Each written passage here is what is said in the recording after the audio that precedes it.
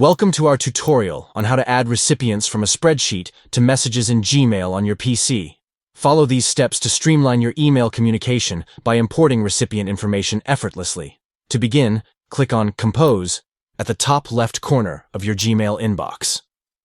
In the To line, add the recipients you want to include in your email. Next, on the right of the To line, click on Use Mail Merge and ensure that the Mail Merge feature is turned on. Then, click on Add from a Spreadsheet to import recipient data.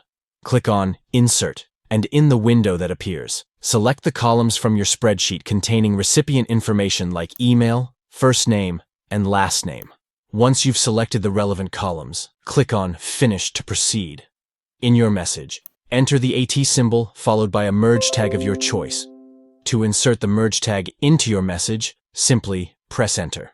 By following these steps, you can easily add recipients from a spreadsheet to your Gmail messages, making your email communication more efficient and personalized. Start leveraging this feature today to enhance your email outreach efforts.